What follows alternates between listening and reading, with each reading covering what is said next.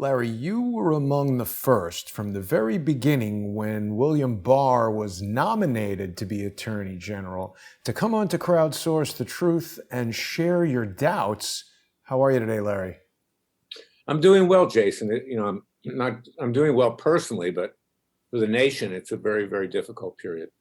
Yeah, I agree. And a lot of people are perplexed. There are people who thought that William Barr was a great friend to Donald Trump. In my view, he's done nothing of consequence except for defend the Clintons, which we should have expected. I mean, William Barr was deeply involved with Iran-Contra, as was Bill Clinton. What do you make of his removal? Let me back up a little bit.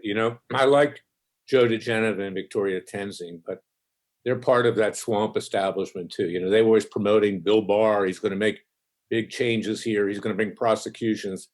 Hannity brought them on, jumped on that bandwagon to boost ratings and viewership, and Fox in general. Now they're doing it again with regard to what's going on with Hunter Biden. Nothing will come of that. So let's back up. Is that Bill Barr, as you know, former CIA lawyer. Bill Barr, swamp establishment hack. Worked for the Bushes. What does that tell you? Worked for the Bushes. Was an attorney general under the dad. He is part of this entire problem in Washington, D.C. He's not going to stick his neck out too far. The president can thank him for finally ending the Mueller investigation and withdrawing the indictment against General Michael Flynn, although that didn't work. But in every other aspect, he headed for exit stage left, literally. Because in Washington, it's mutual assured destruction, as I've said. They have dirt on everybody. They've got dirt on him. They've got dirt on Trump. They've got dirt on nearly everybody. And this guy is afraid of his shadow. He hasn't indicted Comey. He hasn't indicted McCabe. He hasn't indicted the lovebirds, Bruce Orr, Clapper, Brennan, Obama's intelligence czars, those criminals, and declared Clinton's and the Obamas and the Bidens off limits. So here's the thing, and it dawned on me this morning. I said this in my podcast. You can see it at freedomwatchusa.org. You can also obviously get my book, It Takes a Revolution, on that website or buy it on Amazon, because this is what we're going to talk about in large part, because my prophecy, which is the prophecy of Thomas Jefferson, has proved true. But if there was an investigation of Hunter Biden going back to 2018 in the Justice Department, we now know that $400,000 that he made from Burisma was not reported, in the words of his own tax lawyer, which the email somehow leaked. Probably some loyalist at the Justice Department let them leak, not the Attorney General. Why wasn't he indicted? Why wasn't he indicted in 2018, 2019, earlier in 2020? It wasn't a question of Barr even revealing that there was an investigation. That's called tax evasion. That's called fraud statements with the U.S. government. So it tells you that Barr knew about this all along. He had to know about it. He could have indicted Hunter Biden and reined in Joe Biden and the brother long before the presidential election. But he didn't, because he knows that if he pushes too hard, that he, his family and friends, they're going down too. And that's the way it is in Washington. We don't have people of the caliber of our founding fathers who pledged their honor, risked their lives, and were willing to lose their fortunes to found a new nation. These people won't turn down a meal from the next lobbyist. That's right now. And that's what this guy is. He's a Republican hack lobbyist. We knew it all along. And he's part of this Washington legal establishment, which is the most corrupt in the country. The Washington legal establishment is a cesspool of corruption. I mean, look at what happened to General Flynn. He hired Covington and Burling, the law firm of Eric Holder and Lanny Brewer, who was head of the criminal division under Holder. And they threw him under the bus, these big law firms. They're in it for themselves. Look at the big law firms that were going to represent the president in the election fight. When their clients said that maybe they were going to lose business, they bailed out of the president. Look at where the Supreme Court justices largely come from, these big law firms. Look at what they did just a few days ago. Look at what Trump's own judges did, that he appointed, his justices, these great justices appointed that these were going to save the country. I could care less about the Supreme Court at this point. And that's why it does take a revolution. forget the scandal industry. That's our only way out of this, is a revolution. And I'm suggesting let's try a peaceful and legal one before other people, not me, not you, take matters into their own hands. So that's where we are. The writing was on the wall.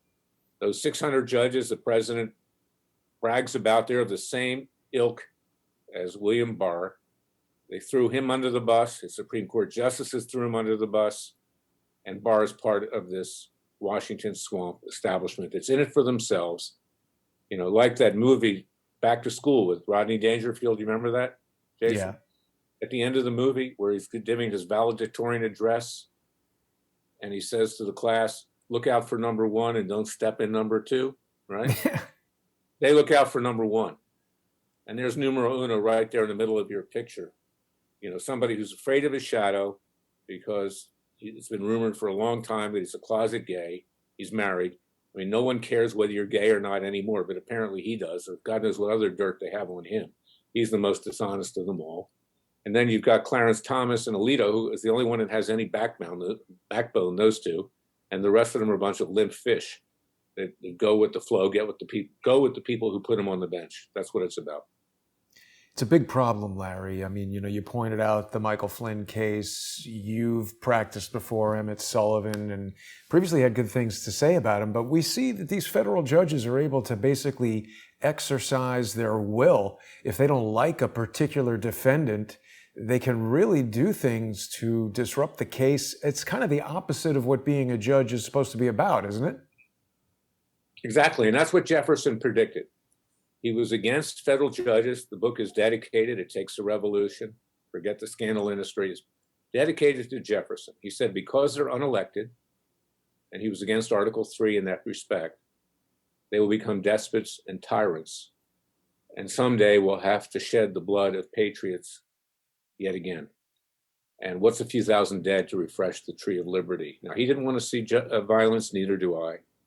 But that's where we're headed. And therefore, my book is a way to try to head it off with citizens' grand juries, which we're going to be doing in the next few weeks, right after the holiday. We're going to be seeking the indictment of Biden, his son Hunter, Joe Biden's brother, and anyone else that was involved in this scandal involving Burisma, involving China, involving Russia. So the American people need to rise up. We need to take our legal system back, put it into our own hands, do what Wyatt Earp did in the Old West, mete out justice. And what does the beginning of the Declaration of Independence say? I'm paraphrasing.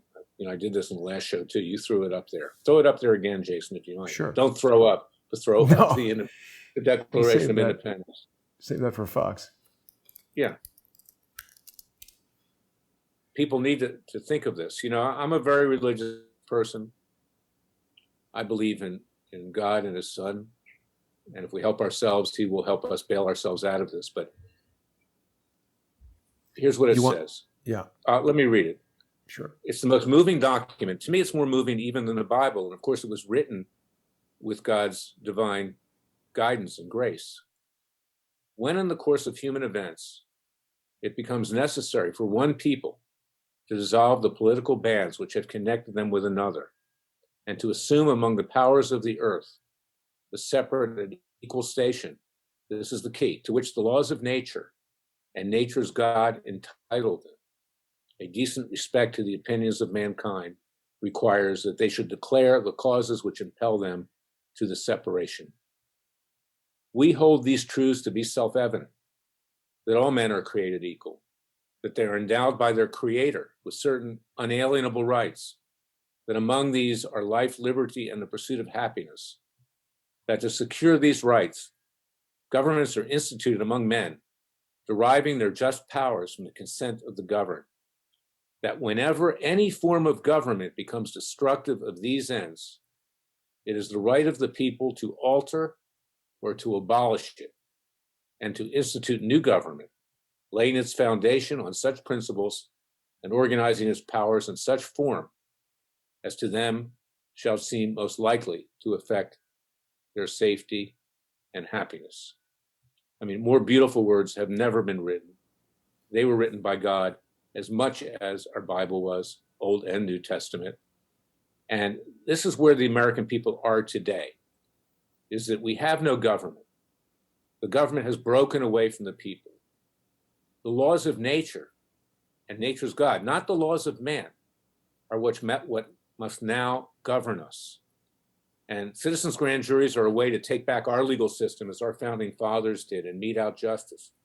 And we have the right, as I say in my book, in a scholarly way, to indict, to try, to convict, to sentence, and to mete out those sentences. We have the rights even of citizens' arrests, and we're suggesting do it peacefully and legally. We'll try that first. But this is fundamental. We are in a revolution right now. We can see it. When the Supreme Court of the United States, in a very well-reasoned and pled case, the Texas case was an excellent case, when they shoot down the fact that 4 states, the swing states, violated the Constitution by making new voting laws. And it wasn't even a question of fraud. They made new voting laws and violated it and disenfranchised the voters of Texas who voted for the president, President Trump. There's clearly standing there. And the president's own justices that he crowed about, that were put in by lobbyists and others who promoted them with huge campaign contributions, they're bought and paid for. When they stab the president in the back and throw him overboard for their own selves, and we can hypothesize why that was the case, much like Attorney General Barr has done. Thank God he's gone. But it doesn't matter. It's too late now. But Gorsuch, Kavanaugh, Barrett, when the American people see they have no protector in the highest court of the land, then they must take matters into their own hands to return this country to the vision and conception of our founding fathers. And that's where we are right now. It's as simple as that. You won't hear it on Fox. You'll hear it on Crowdsource the Truth. You'll hear it on Larry Klayman's podcast and radio show on Radio America, which you can get at radioamerica.com. You'll read about it in my book. It takes a revolution. But, you know, Fox is off right now promoting the latest scandal. Nothing's going to happen with regard to Hunter Biden as far as the Justice Department is concerned. That's controlled by Biden now. I mean, that's a joke. As far as Barr and his lackey up there in Connecticut, Durham, they did nothing, 0. And as I just pointed out, they're not going to do anything in the future. Durham's not going to. They're looking out for themselves, like the justices of the Supreme Court. If the Larry? That they might have felt that they might have been killed. Some of them might have been killed. Or maybe Roberts twisted their arm saying, you have to do this so the Democrats don't pack the court if they can assume control of the Senate. Or maybe it was just a question of being part of this Washington club where everybody is fat, happy, and rich at the expense of the rest of the United States. And we're all part of this club. It doesn't matter whether you're Democrat, Republican, or whatever. But for whatever reason, Jefferson was right, is that they became despots and tyrants. And that's why a chapter of my book, you know, is subtitled, figuratively speaking, with the federal judges, first to the guillotines, because that's where they should go, figuratively. I'm not saying hurt any of them. Don't do that. Yeah, But we got to clarify, Larry. When you're talking about revolution, you're referring to taking the justice system into our own hands. And when you previously conducted a citizens' grand jury, I don't think I realized at the time the importance of it. It's not just about declaring an indictment against somebody. We're actually creating legally admissible evidence, affidavits, statements, testimony. And by bringing it to the Justice Department, by doing these types of exercises, we're not only educating the general public, we're really pointing out where the deficiencies lie. They've had this Hunter Biden laptop for months. They're doing nothing. There's that too. But Jason, I'm also saying, and this will be in the reprint of my book, because we weren't this far gone when I wrote it a few months ago.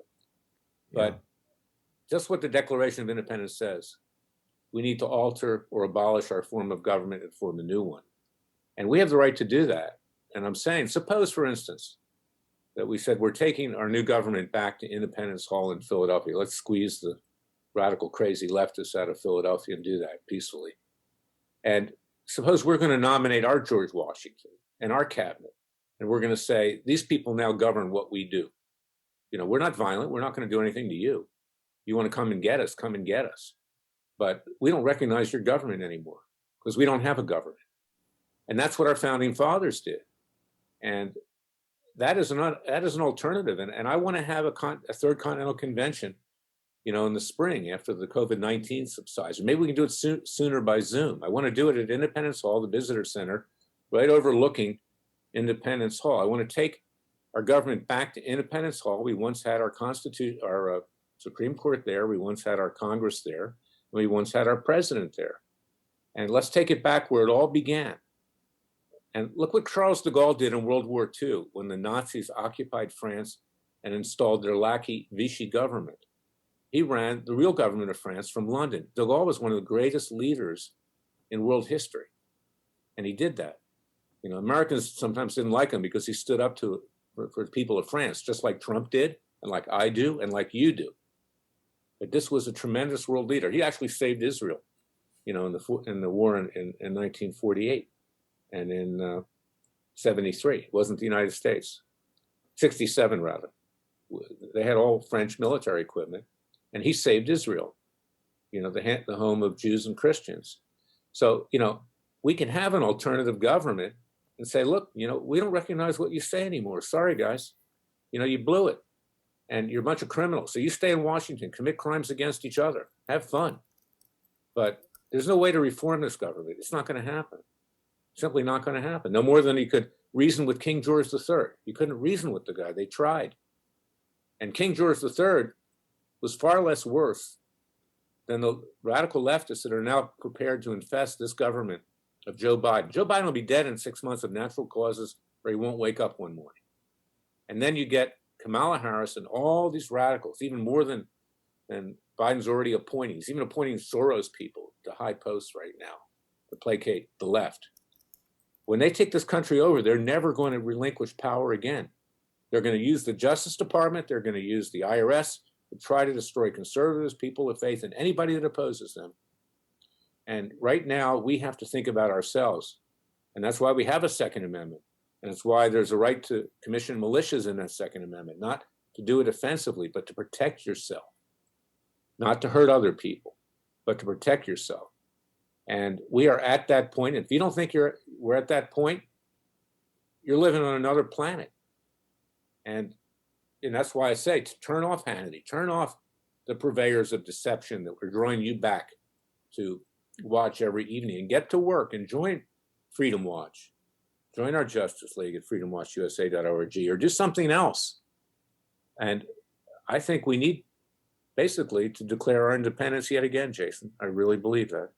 Well, Larry, along those lines, there's a lot of people who have been talking about how some of the Republican electors in the states that have been contested still have an opportunity to present a legal challenge. I'm not suggesting that this is likely to succeed, but it is a legal pathway along the lines of what you're saying, to reject the government that the Associated Press tells us from the moment they announced Joe Biden was the presumptive president-elect to even now. They're saying these alternate electors, these challenged electoral votes won't change the presidential outcome. Isn't there an opportunity where the vice president has to agree with the electors and all that? What are we looking at from a legal standpoint if Pence decides to go with the Republican electors? I don't think that it's decided in the House of Representatives, not in the Senate. I'm not an expert on how the electors work, but I can tell you this, is that the dynamics, the body politic, are not going to result in Donald Trump becoming president of the United States for the next term. And I think people know reality. Trump will be a mouthpiece for the next 4 years. He will not run again as a Republican. That's not going to happen. The Republican Party threw him under the bus. Mitch McConnell yesterday declared Biden the victor, called him the president-elect. You know who Mitch McConnell is? He's a sleazy slimeball. He's a slimeball. When I was at Judicial Watch and I triggered the Chinagate scandal, with Ron Brown and the Commerce Department, that's what triggered it. And the spy, John Wong, who Clinton had inserted in the Commerce Department to get classified information to pass back to China, commercial information, and others. Okay.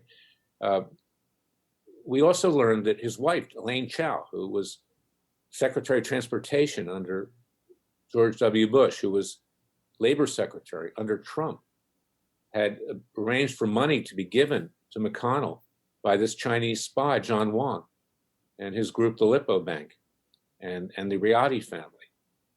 So, this is the guy who's going to allegedly stop the onslaught of leftist takeover of this country, socialism and communism. You might as well depend on Benedict Arnold at that point. So this is why I say we don't have a government. I'm being honest with you. Now, do we need a military and to defend ourselves against foreign powers?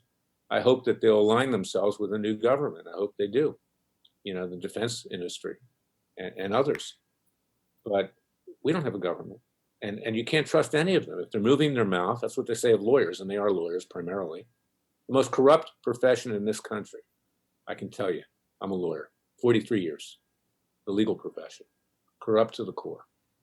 Lawyers who have no guts. Look at the lawyers who bailed out of representing Trump during this election challenge because their clients didn't like it. These are not people of the mettle of our founding fathers. And as far as Giuliani and Sidney Powell, they didn't do a terribly competent job, but I'll tell you something, even if they had, they would have lost. Didn't matter. They could have had the best case ever. And Ken Paxton from Texas did have a great case, the attorney general there. These judges weren't going to back up the president because they're corrupt and they're compromised and they're in it for themselves. They're not in it for the American people. They got there through campaign contributions and other perks, other gratuities. That's just one example. One judge from Rhode Island, a buddy of Sheldon Whitehouse, who, as I've said, I call Sheldon Outhouse. You saw him during the confirmation hearings of Kavanaugh and Barrett. Disgraceful human being. Rhode Island, a mafia-infested state, where years ago, the governor or the mayor, I forget which, was arrested by the CIA, throwing away his bribe because he was drunk in a trash can. Okay. Well, didn't he also beat somebody over the head with a log or something like that? That may have been somebody else. I don't know. Or maybe the same person. I had a case up there years ago where it got stuck in the courts. I had to use creative means because it was against a big corporate interest that had headquarters in Rhode Island. But to make the long story short, Sheldon, do it to me, Sheldon, okay, from Harry Met Sally fame. He's doing it to the country. One of his lackeys that he got on the court up there in Rhode Island paid $500,000 in contributions to get his judgeship. Another judge in Washington, D.C., Randolph Moss, I've been up against, Obama appointee, $38,000 with more bundled from Wilmer Hale, the law firm of Robert Mueller. He was a partner there. And then they got another one of their judges on the bench, Dabney Friedrich, a Trump judge, with campaign contributions as well. So they have bookends. A Obama judge, a Trump judge. Great for, selling client services. Here we are. We've got judges in our pocket on the D.C. bench, okay? And Moss and Friedrich, I've got their cases up on appeal right now. I mean, they're not honest judges. And this is what we have. And Trump, tried to sell, we got 600 great judges, Trump judges, we see how great they are. They just stabbed you in the back, not just the Supreme Court, but the lower court judges too. They're in it for themselves, So he's not going to rise. I mean, Trump, we thank him for what he did. He can play a role. I hope he buys a TV station and wipes out Fox and Newsmax. Newsmax is run by Chris Ruddy, who, gave $1 million to the Clinton Foundation. So all of a sudden he's the Trump cable network. But believe me, it's most likely he'll be giving money to Biden to ingratiate himself with Biden, because that's who he is. He's two-faced. Trump maybe can do a service if he started a television cable network, but Republicans will never allow him to run for president again. And I think that's why he's been timid too, because I think he knows that the forces out there, both Democrat and Republican, can do a number on his family and him. And at this point, enough is enough. And as Popeye used to say, enough is too much. So, why did he take so long to fire Barr? I mean, it was just a cosmetic firing because he was upset. But he never had anybody in there that would do the job. And he had the power all along. Popeye used to say, that's all I can stands and I can't stands no more. You're right. And that's where we are right now. Good point. But let me ask you this, Larry, because it is a concern. There's just been so much chatter about prosecuting Trump. But for what? They don't need to. They make it up. That's all I have to do. Make it up. Doesn't matter. And just to put you through the process can destroy you, get you indicted, make you defend yourself. Now, look, and to be honest, Trump is not a Boy Scout. Okay, he was in the gambling industry, and you know who you deal with in the gambling industry. So he knows he's got a soft underbelly. He knows that, and he never did anything terribly wrong. But if they want to trump something up, no pun intended, they can do it, and they will do it. And if they don't do it that way, you know, I hope he has good Secret Service protection, because if he rears his ugly head in their mind, doesn't have an ugly head in their mind, they'll destroy him. They don't want him coming back, and they don't want him even as a mouthpiece. So I pray for him, and we thank him for what he did. But the American people need to realize he's not coming back, and we thank him for what he did. And we got to think about the future, and we got to represent ourselves. I never really felt there was much strength behind this claim that Trump would run again in 2024. First of all, he's going to be pretty old to run for president by then. By the end of that term, he would be maybe even older than Ronald Reagan. But who knows if we're even going to last 4 years under this incoming Harris-Biden administration. But Larry, they just refuse to give up the ghost on this Russia collusion thing. This article in The Hill is saying that he might have obstructed justice in connection with this investigation. It's fake. They've made it up. There's been no evidence. It's just beyond stupid that people who support Joe Biden think that you can prosecute Trump after 4 years of no evidence, and when 4 minutes after allegations were made against Hunter Biden, literally a mountain of evidence was presented that should make the trial last about 2 days, but yet they ignore that. Well, our grand jury will last probably less than a day. Okay, so, but other than, you know, swearing them in and telling them what their responsibilities are and then presenting the evidence. But this is a threat to him. They're saying, don't push too hard or we will destroy you. Go away. You were president for 4 years. Go away or we will destroy you. And The Hill, who at one point leaned conservative, is now leaning leftist, as everything else is in Washington, D.C. You know, you've got the Washington Examiner, that's a Republican establishment hack newspaper. I've got a lawsuit against them for Laura Loomer having defamed her. And entering into that case, attempting to, are the dishonest, corrupt lawyers of Perkins Coie, the ones who wired the money for Hillary Clinton with Steele dossier. So it shows they still fear Laura, they fear me. They're involved in my cases in Alabama for Judge Roy Moore, defamation cases for being defamed as a pedophile. They tried to get into that case, and they did. They're like cockroaches. They burrow into everything. And it's a very corrupt law firm. I believe the most corrupt law firm in the United States today. And they're the ones that were involved in the election defenses for Biden. They are the law firm of the Democratic Party. And this is our legal profession. It's disgusting. It's disgusting from the standpoint of the lawyers. It's disgusting from the standpoint of the judges. And we do not have a justice system, no more than we had it in the days, months, and years leading up to 1776 when the king took it away from us.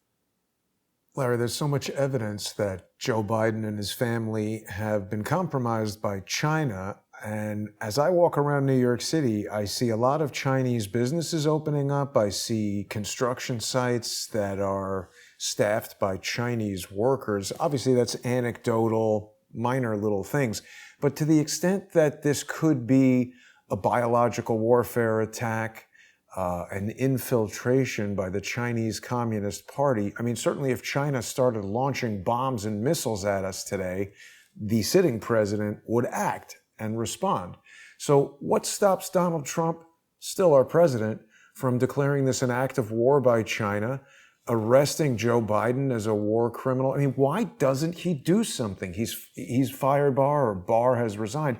Why doesn't he hire you as the interim AG? Well, those are three good questions. Number one, let me make it clear, even during the Chinagate scandal, which I exposed during Clinton, I made it clear this was not about the Chinese people. They're good people. And, you know, I have Chinese friends, I have Chinese colleagues. We're talking about communist China, okay, not about the Chinese. And Asian Americans in this country work harder than everybody else. Okay, believe me, that's why, you know, they dominate student bodies at universities and whatever. But we need to keep the Chi-Coms out, okay, and we need to do a better job in that. Number two, Trump should declare martial law if he has evidence of widespread fraud and declare new elections. He owes that not just to himself, but to the American people before these people who Communist China has burrowed into take control of our country. And number three, why doesn't he appoint me? Well, I think there are two words: Roger Stone. Roger undoubtedly defamed me. I've had a long history with him. You can read about it in my book Horrors. You can read about it to some extent in this book, It Takes a Revolution. Roger is a very sleazy individual, and I've got 6 lawsuits against him for Dr. Corsi and me, who he defamed because he feared Corsi was going to testify against him in his criminal prosecution. No less than he put a crosshairs to the head of the judge, and however bad that judge is, and I'm not a fan, she's in my book as one of the worst, but Roger was convicted on his own words. He was not convicted because of Amy Comey Barrett. He didn't have one witness, and it wasn't about Russian collusion. It was about lying under oath. It was about threatening witnesses. That's what it was about. So I think Trump has stayed away from me because Roger defamed me, but also Trump tends to hire people he sees on Fox News, and that was his big weakness, is that he hired a lot of people off of Fox News, and these people weren't competent, and they stabbed him in the back in the end. And he made a lot of mistakes, and in many ways he destroyed himself. I mean, that's just the reality. It's another example. You can be tough, but you don't have to offend everybody. You can be tough and say it straight up, and not act like a jerk. He turned a lot of people off, and he could have shown more responsibility with regard to COVID as well. And I'm not saying that you need to wear masks, but don't flaunt the fact that and come up with a new message every day. Despite that, I love what he did. I support what he did. I tried to be his lawyer.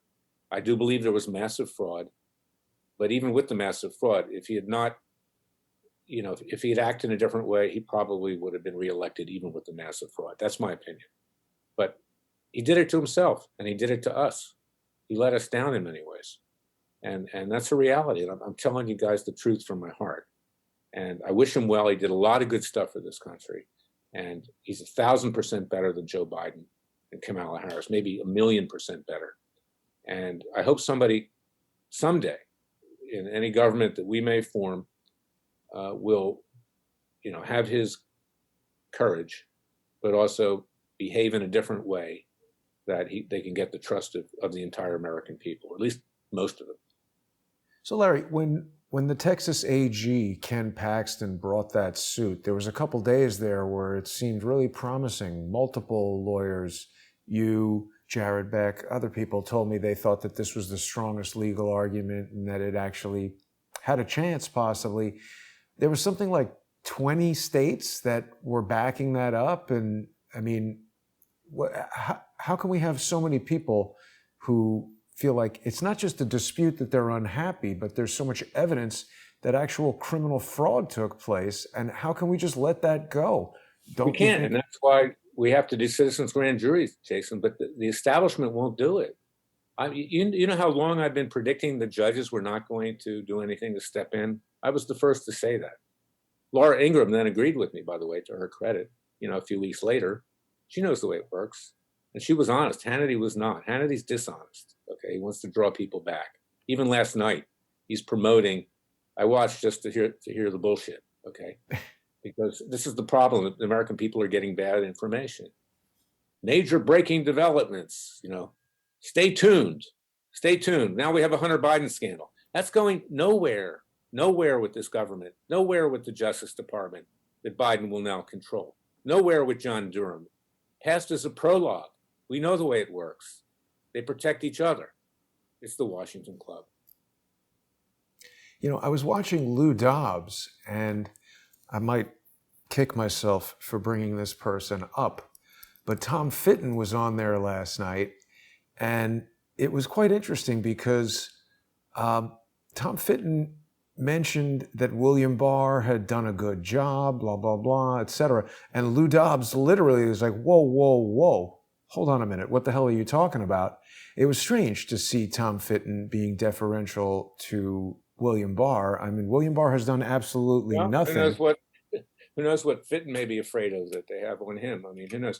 I read something that came out of Judicial Watch earlier in the day that accused Barr of all kinds of things. So they Fitton plays it both ways, like Ruddy, and this is the way things are. I'm sorry, there are probably a lot of your listeners and viewers who don't like what I just said with regard to President Trump, because he can do no wrong. But I can do wrong. Everybody can do wrong, and we all can do it better. I've made mistakes in my life. And in my book, It Takes a Revolution, I say plainly, I'm not like Fitton. I don't say another great judicial watch victory. Victory is not getting documents and doing nothing with them other than going on Fox News. You can take the documents and shove them where, okay, or hang them on the wall, okay? The victory is making something happen, okay, for the American people. And I say in my book, I've scored victories, but I barely scratched the surface.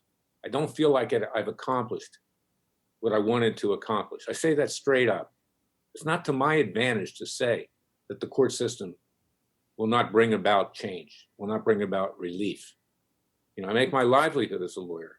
I'm retaliated against bar associations for exposing the corruption in the legal profession and the left. The DC bar is corrupt to the core, top to bottom. They're nearly all of them, big Clinton, Obama supporters. They all gave huge money. Nobody gave money to a Republican, any of the hierarchy. None. They have communists sitting on bar committees, that are trying to judge me and recommendations. Corrupt to the core. 4 bar presidents and an associate bar counsel filed a complaint against Barr. I don't even like the guy for comments he made on Fox and for withdrawing the indictment of Flynn. 4 DC bar presidents, leftists.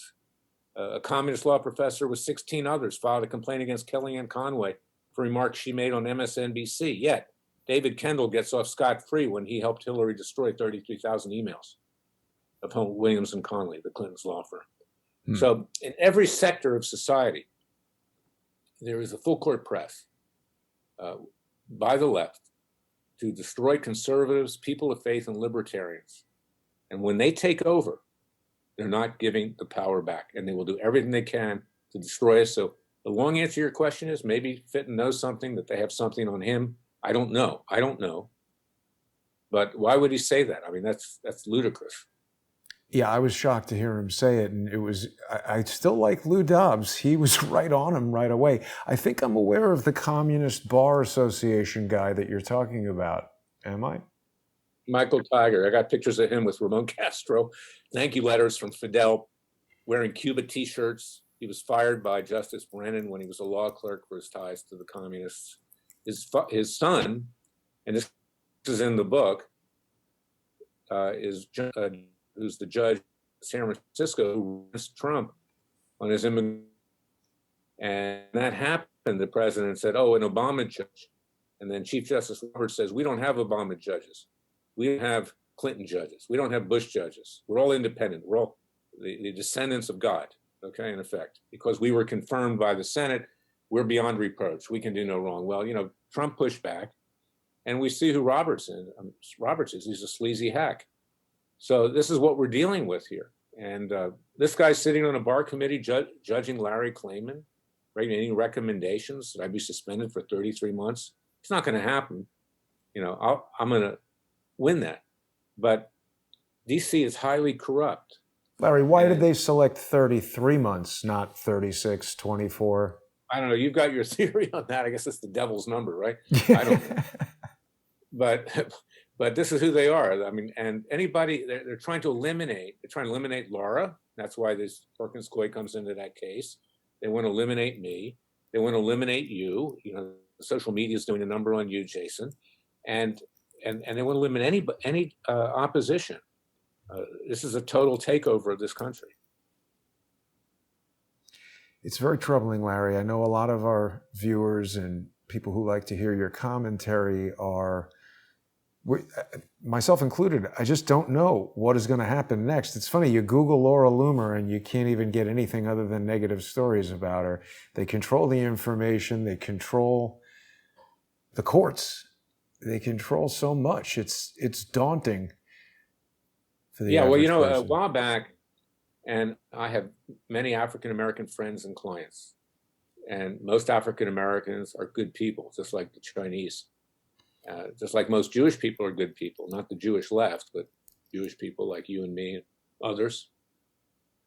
And I was curious because, there was all this radical black attacks on white people, that we were born with a racist gene and that we're inherently evil and all that kinds of stuff. So I was just looking for, just out of fun on Google, for statistics on black crime versus white crime.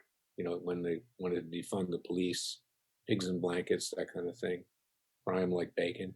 You know, you can't find an article on Google about the incidence of black crime. You can't. And maybe one or two at most. They just completely wipe that off. It's all white people committing crimes. Okay, and, you know, it's getting to the point. It's not just absurd. It's a brainwashing, and they are in control of this country. You know, social media, the leftist politicians, you know, the radical groups, and when these groups, if we let them take control, ask yourself this question: what do gay, lesbians, and transgenders have in common with Muslims?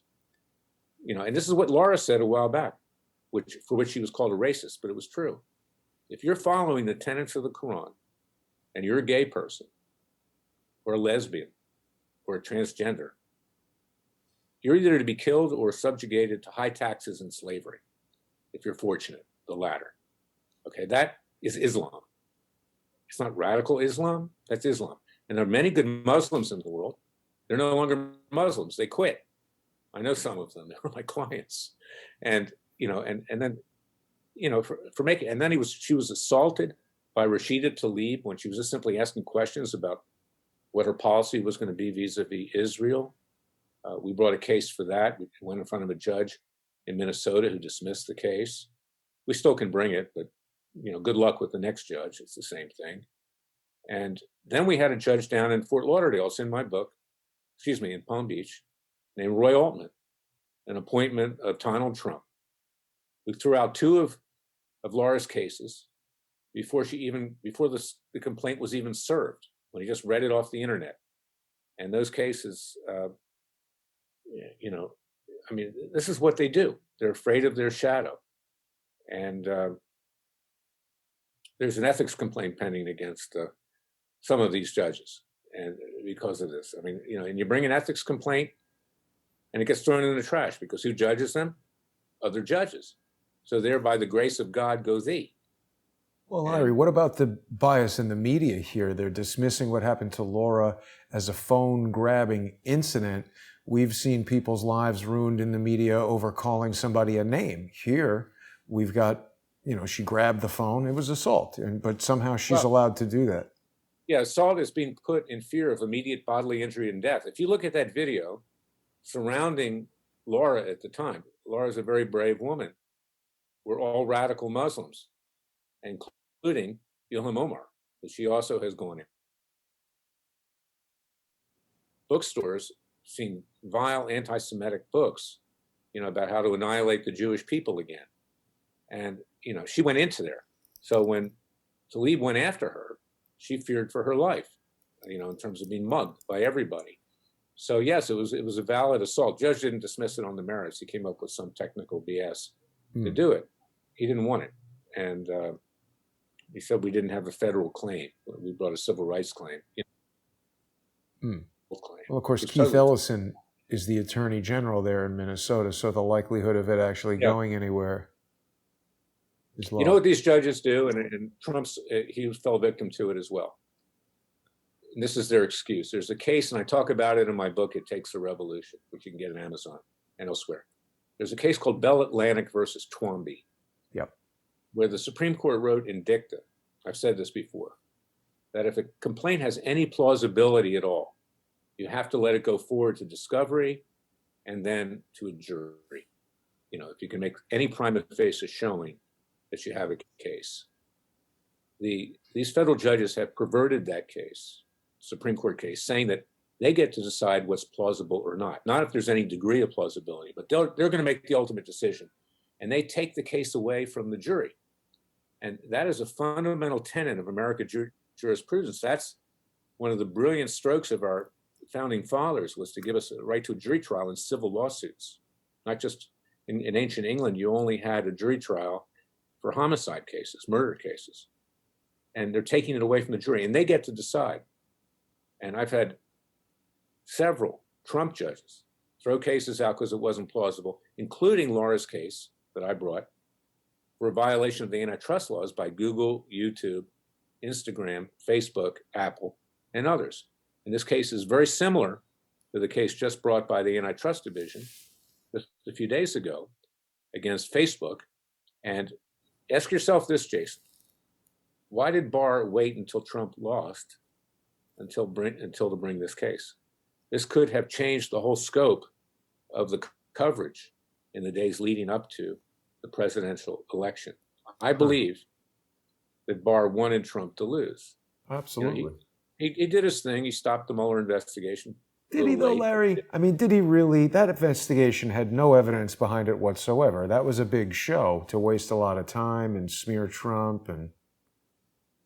Yeah, no, I agree. It would have gone by the wayside anyway, and it went on far too long. But and did he really help Flynn? I mean, he basically just did something that made it look like he was helping Flynn, but Sullivan was still able to pretty effectively abuse the general. And not to redirect, but let's talk about that for a second. You've had a lot of interaction with Emmett Sullivan in prior cases. What do you think about the ultimate outcome of the Michael Flynn trial? Well, I'm glad that the general got pardoned. And I think the general's a good man. I think he made a mistake. You know, he should have been more candid with the FBI, but it wasn't, you know, material misrepresentation. He was set up. His constitutional rights were violated. He shouldn't have entered into a $500,000 contract with the government of Turkey, which is run by a radical Erdogan. It was not smart. You know, at a time that, you know, he was about to become an advisor to Trump. It wasn't smart. And, you know, a lot of these military people, you know, they never made any money. They want to make some money. And he made a mistake, but he's a good man. He's a patriot. And I'm glad that, you know, he's not going to be prosecuted. And I'm happy about that. But as far as Sullivan is concerned, he's not the villain that people think he is. He's somebody who he felt he was toyed with. You know, the lawyers at Covington and Burling, law firm of Eric Holder and Lanny Brewer, former head of the criminal division and attorney general, they set him up. And they had him plead. They told him he was going to get, you know, in effect, a life sentence. You know, he's up there. Well, they threatened his son too. They really manipulated him in a disgraceful way. They threw him under the bus. But Sullivan felt he was toyed with. He was played with because there were 2 guilty pleas. But is that it, Larry, or is Emmett Sullivan? I mean, he refers to Eric Holder as Eric in some communication that was released. There seems to be a very close relationship there. You know, in my book, I called Judge Lambert the best of the worst. Okay, I would say that Sullivan's the best of the worst of the Obama and Clinton judges. But no, he's a partisan, and I think he's gone off the rails in recent years. I think he's just lost it. You know, I do agree. Who was the judge that had the funny lamp? Was that Lambert or Leon? The funny what? There was one judge, I came to one of the Corsi hearings, and the judge had like a weird little Tiffany lamp on his bench, and then that's Leon.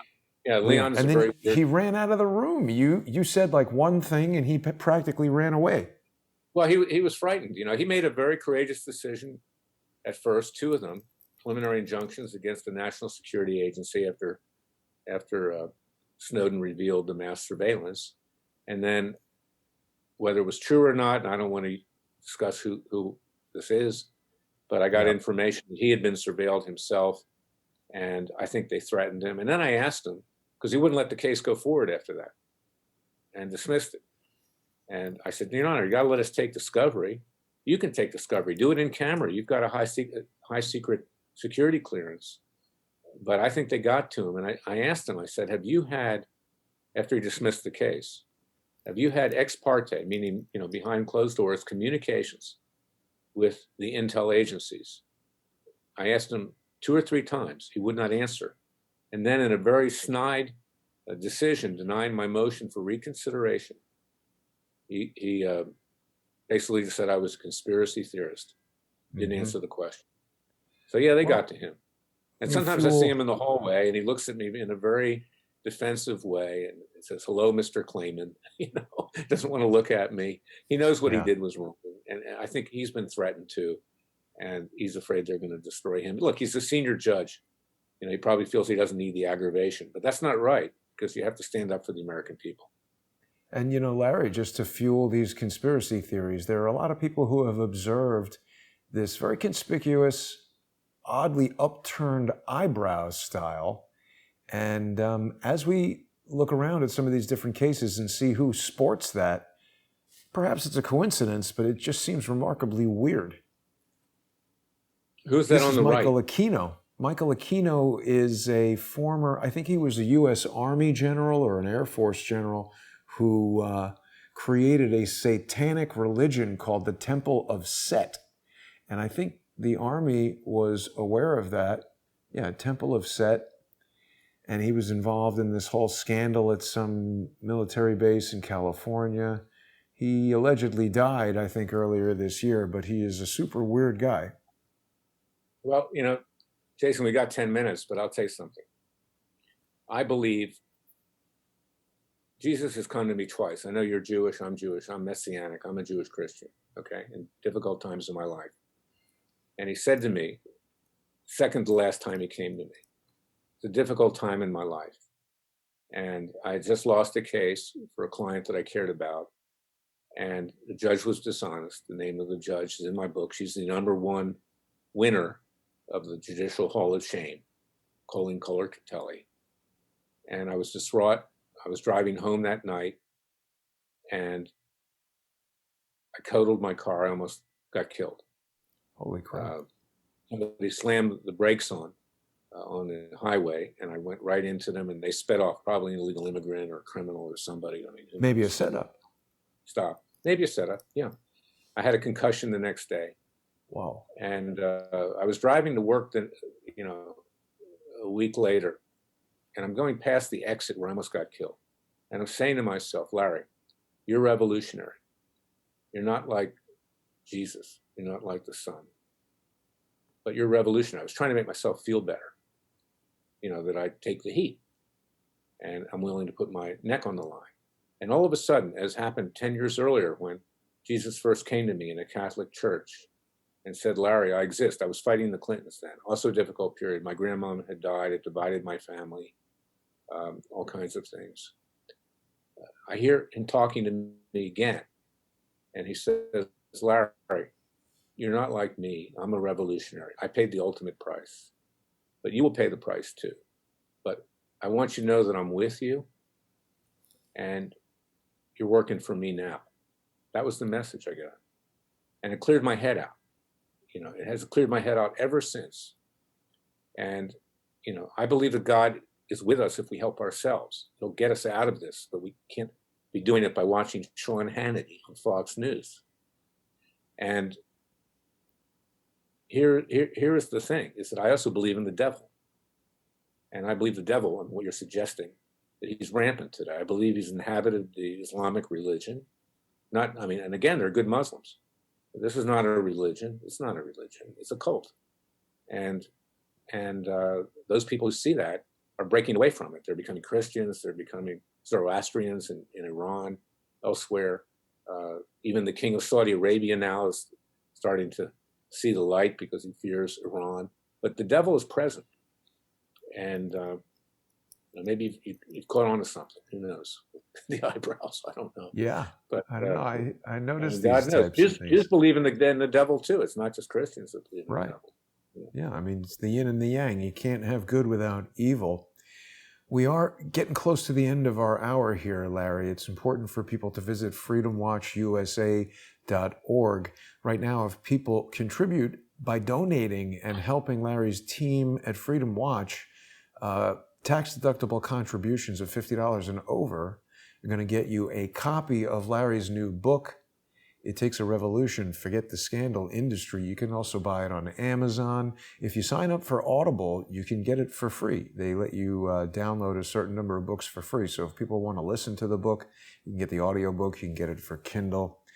I don't know, Larry, we're going to have to see what happens. I mean, I agree with you. It seems like this Biden-Harris train wreck of a presidency is on a glide path towards the White House. Mitch McConnell urging senators not to challenge these electors. It makes me think that there are legal teeth to that kind of challenge and that Mitch McConnell is trying to use political influence to avoid invoking that legal process. Well, if that happens, Jason, I'd say maybe a less than 0.1% chance. But if it happens, be prepared to use your Second Amendment rights, because they'll be coming for us. Okay, that'll be a flashpoint. The left will be in the streets, maiming, killing, looting, burning. And you can imagine what's going to happen. And I don't believe that these politicians or the judges have the guts to do what they need to do because of the consequences of making the correct decision. Our founding fathers were not that way. They knew the consequences. They knew that they probably all thought they were going to die. And it was Benjamin Franklin in my native city of Philadelphia who said, either we all hang together or separately we will hang. They knew they were going to hang. And by the grace of God, and I say this, God is stronger than his fallen son, the devil. God will prevail. But to prevail, you've got to stop watching Sean Hannity and get to work, basically. Yeah, I mean, I think a lot of people say that God helps those that help themselves. We all need some help right now, Larry, but definitely people are going to want to check out the new book. People are going to want to check out freedomwatchusa.org. You can link to all of Larry's social media stuff from the main Freedom Watch page. Don't miss his podcasts, his radio show. And of course, we also simulcast our shows together. I sometimes forget to check that simulcast is working, but I tried extra hard to make sure it would be good to go today, Larry, and let's just check in. Well, it's always a pleasure with you, Jason. You're my good friend and colleague, and you tell the truth, and you're exceedingly bright, and you're the best interviewer since Barbara Walters. Thank you, Larry.